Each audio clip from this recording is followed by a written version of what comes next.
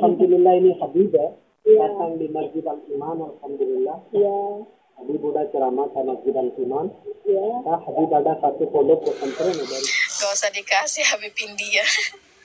Tapi nggak tahu guys itu betulan Habib dari India apa bukan. Balik ke Arab ternyata akhirnya kerja pembangunan. Di situ terkenal habis datang balik ke Arab katanya kan kamu terkenal kok kerja pembangunan. Ya memang kerja pembangunan.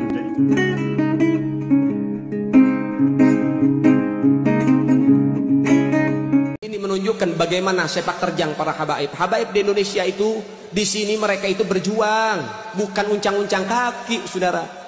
Mereka berjuang dengan jiwa raganya.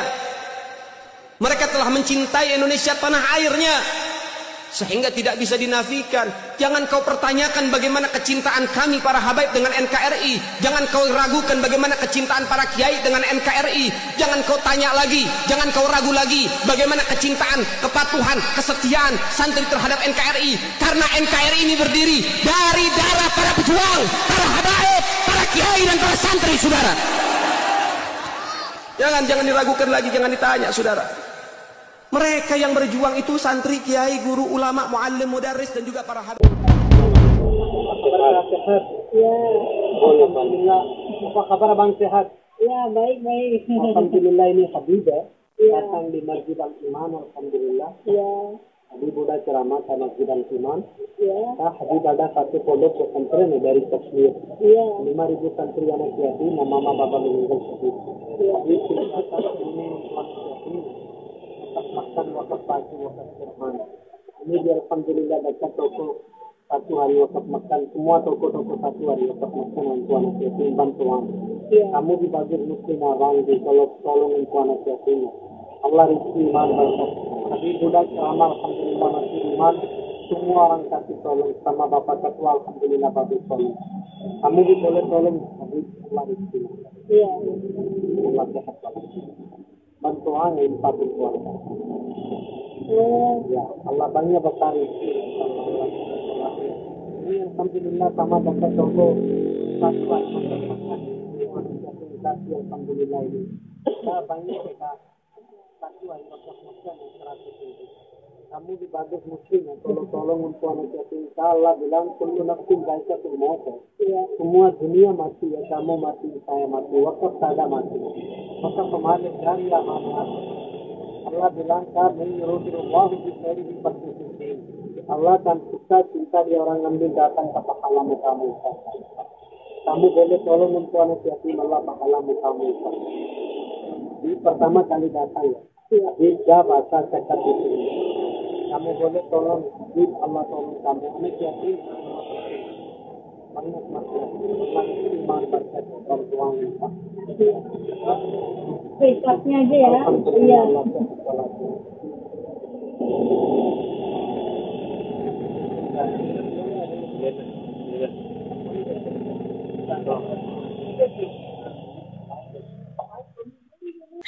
Kalau Habib minta jangan dikasih aja. Betul sip.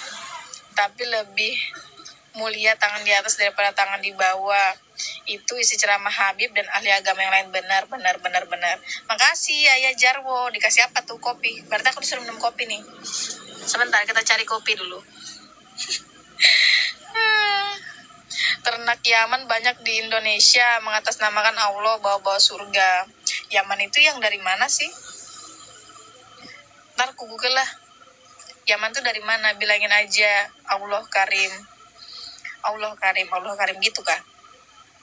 Itu yang janggutan orang Bangladesh. Serius, orang Bangladesh mah gak ada yang putih-putih deh perasaan. Ya gak sih? Orang Bangladesh itu bukannya kayak orang-orang Rohingya gak sih, yang hitam-hitam gitu, kayak orang India asli ya kan? Iya betul, mohon lihat komen kami Mbak ya. Jangan percaya sama seperti mereka. Iya siap Syekh Mazen Al-Jailani. Karena doktrin gurun Kak, ketika penjenengan mau sodako, orang miskin banyak, sodakohmu kasih ke ahlinya, fakir dan miskin. Benar-benar kalau minta 100k jangan dikasih. Iya sebetulnya harusnya kayak gitu, nggak mematok harga ya, sebetulnya nggak mematok nominal. Namanya orang mau sodako kan sebenarnya terserah, harusnya seikhlasnya aja Ukti ya kan. Gak usah dikasih Habib India. Tapi nggak tahu guys itu betulan Habib dari India apa bukan. Kalau orang-orang Arab kesini kayaknya nggak mungkin deh. Di Arab aja mereka kaya ya kan. Ngapain nggak ada datang ke Indonesia?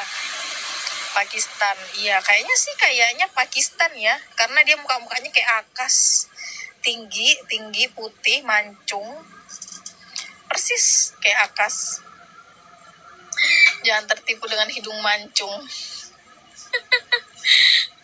Saya pernah kak, alasannya Habib untuk anak yatim, saya jawab mohon maaf saya tidak niat sedekah. Iya, betul Ayah Jarwo Briling. Sedekah itu kan tergantung hati kita ya, kita mau kasih apa enggak terserah kita. Semoga Anda selamat dilindungi oleh Allah Subhanahu wa Ta'ala. Makin cantik kalau playing victim gitu. Kak, itu video CCTV benar tah? Insya Allah 99,99% sangat benar. Itu loh guys CCTV-nya. Ini kan CCTV aku. Nah ini kan posisinya persis kan sama yang kayak di video. Tuh persis yang kayak di video.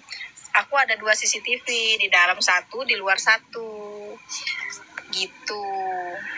Sebelum kemarin hilang videonya, nah cepat-cepat aku langsung cari di pencarian, terus aku mulai download, bukan download sih sebetulnya, screen record.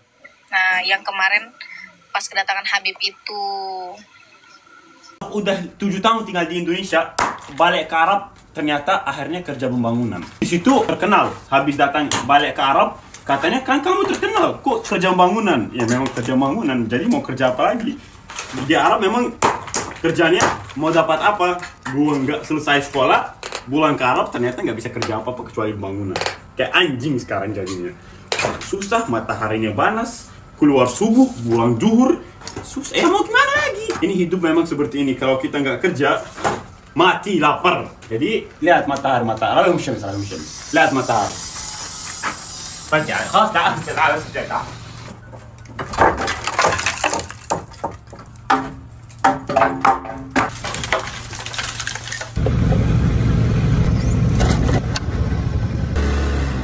Gak berani tes DNA kok ngaku-ngaku DNA Ba'alawi itu sama sekali tidak identik dengan orang-orang Arab, malah lebih ke Yahudi. Ilmu DNA itu tidak bisa digunakan untuk memastikan atau melacak nasab yang sudah jauh, yang sudah berusia ratusan tahun, tidak bisa.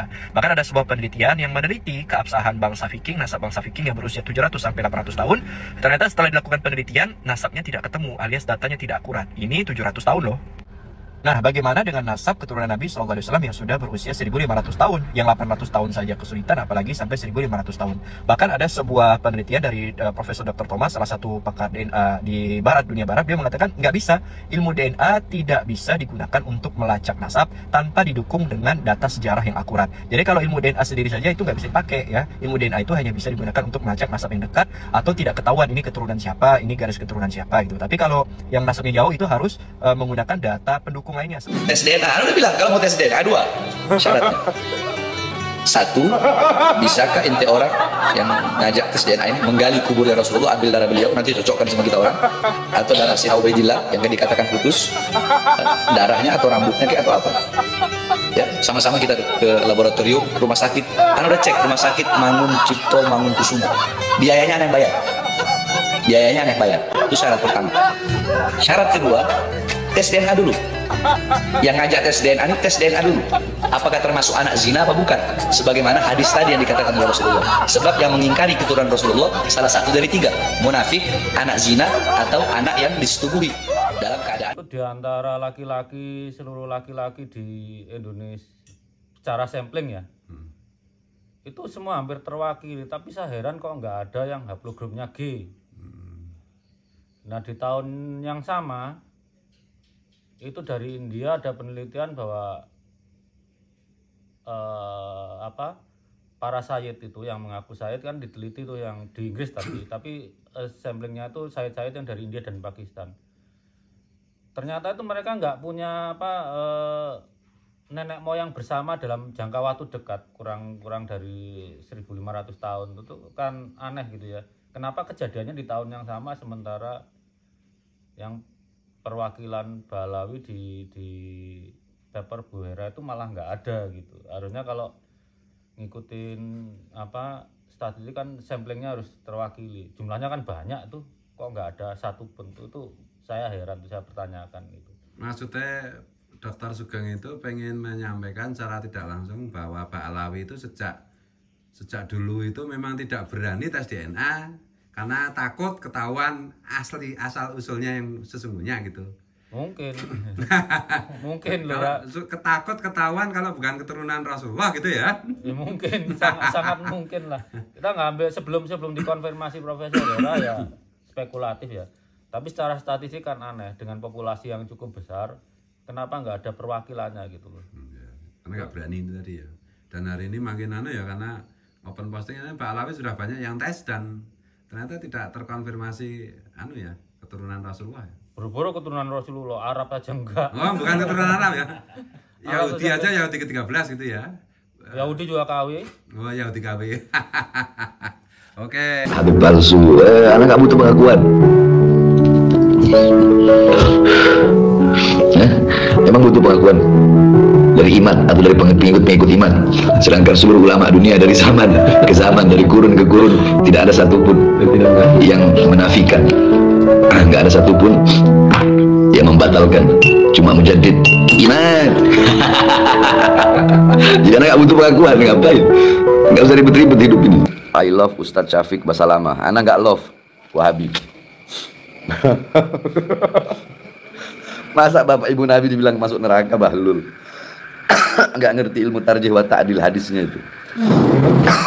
Itu hadis ada dua riwayat, riwayat Ma'mar sama riwayat Hamad ibn Salama.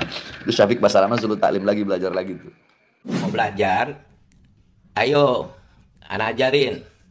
Ente pergi ke tempat Alawi itu di mana titiknya, dokumennya dikumpulin, wawancara dengan etnis Alawi. Terus tidak boleh dengan kebencian, tidak boleh emosional. Ente kadang-kadang Alawi tidak emosional sampai detik ini. Kalaupun ada satu emosional itu karena itu memang karena dipancing oleh anda sendiri. Baru-baru ini Habib Muhdar, dia akan strum dengan tegangan tinggi. Wajar-wajar saja, karena ini sudah mengganggu. Kalau anda mau tertib, masuknya di jalur akademik. Ini munculnya semuanya bukan dari kitab disebut kitab. Ini muncul dari tesis, yang ada sebut tesisnya di mana. Ini tesisnya kayak kejarlah kemuliaan itu karena satu takwa, dua akhlak, tiga ilmu. Tak ulangi, kejarlah kemuliaan dunia sampai akhirat, satu dengan takwa, dua dengan akhlak, tiga dengan ilmu. Waman batta'a bihi amaluhu lam yusri' bihi nasabuh. Barang siapa yang lamban amalnya, maka nasabnya tidak akan mampu mengejar kemuliaannya. Makanya pesan buat adik-adik, buat anak-anak saya, santri-santri rahmatul ummah, laisal fata mayyaqulu kana abi walakinnal fata mayyaquluha anada. Bukanlah anak muda itu yang berkata, nih bapak gue, bukan. Tetapi anak muda itu adalah yang berkata, mayyaquluha anada, inilah karya saya. Bahkan begini, Nabi bersabda kepada Quraisy, wahai Quraisy. Quraisy itu bicara kesukuan, suku Nabi. La ughni ankum minallahi syai'a. Saya Muhammad tidak bisa menolong kalian sedikit pun di hadapan Allah kalau kalian tidak bertakwa. Wahai Bani Hashim, kalau Bani Hashim bicara klan Nabi sudahan. La ughni ankum minallahi syai'a. Saya Muhammad tidak bisa menolong sedikit pun kalian di hadapan Allah. Wahai Bani Abdul Muthalib. Nah ini bicara sudah kakeknya langsung. Wahai anak cucu mbah saya, maksud Nabi begitu. Wahai anak cucu mbah saya. La ughni ankum minallahi syai'a. Saya Muhammad tidak bisa menolong kalian sedikit pun kalau kalian tidak bertakwa kepada Allah. Baru Nabi closing, ya Fatimah, wahai Fatimah, la ughni anki minallahi syai'a. Saya bapakmu tidak bisa menolong kamu sedikit pun kalau kamu tidak bertakwa kepada Allah. Artinya Fatimah saja nggak bisa ditolong oleh Nabi, Apalagi yang zaman sekarang, Pak, yang cuman ngaku-ngaku anak cucu Nabi. Cinta itu berantai. Ahibbullah lima yaghdukum bi min ni'ami. Cintai Allah karena Allah yang berikan nikmat kepada kamu. Wajib cinta kepada Allah. Terus apa buktinya cinta kepada Allah? Wa ahibbuni li hubbillah. Cintai aku sebagai bukti kamu cinta kepada Allah, kata Nabi. Itu orang Yahudi, orang Nasara ngaku cinta sama Allah, tapi nggak cinta sama Nabi. Ditolak. Kenapa? Berantai, harus cinta kepada Nabi. Wa ahibbu ahla baiti li hubbi. Cintai keluargaku, ahlu baitku karena sebagai bukti cinta kamu kepada aku, kata Nabi. Enggak, kau cinta Nabi tapi benci sama ahli bait. Ya nggak bisa dong. Buktinya cinta kepada Nabi, cinta kepada keluarga Nabi. Wahai keluarga Nabi sallallahu alaihi wasallam, mencintai kalian adalah salah satu rukun yang Allah wajibkan terhadap kita umat muslimin dalam Al-Qur'an. Mau nggak mau harus cinta kepada keluarga Nabi Muhammad. Bahkan Imam Syafi'i mengatakan, andai kata kalian belah dadaku, maka kalian akan mendapatkan dua garis besar dalam hatiku. Garis yang pertama adalah syariat Allah dan Rasulnya, dan garis kedua kecintaanku kepada keluarga Nabi Muhammad. Dan tidak ada ajaran ahlu baitin Nabi Muhammad mencaci agallul muslim. Tidak ada ajaran keluarga Nabi mencaci orang muslim terhina. Paling rendah orang muslim nggak boleh dicaci, apalagi sahabat Nabi Muhammad. Mana ahli sunnah wal jamaah? Kita ahli sunnah wal jamaah, kita yang memiliki keluarga Nabi dan kita yang memiliki para sahabat. Mengenai ada seorang yang melarang habaib berdakwah di Indonesia karena dakwah Habib itu merusak persatuan dan kesatuan Indonesia. Siapapun yang berdakwah dengan cara yang bahaya, ya perlu kita kasih masukan. Jangan nasihat kepada tokoh seperti nasihat kepada anak kita. Ini enggak hikmah ini. Qulil haqq walau kana murra, man ra'a minkum munkaran falyughayyir bi yadihi. Anda tidur aja deh. Anda enggak bisa dakwah. Yang Anda hasilkan madarat yang ada. Bukan dicaci di media, Anda tidak bisa dakwah. Memecah umat Anda ini. Sok bela Indonesia, Anda menghancurkan NKRI.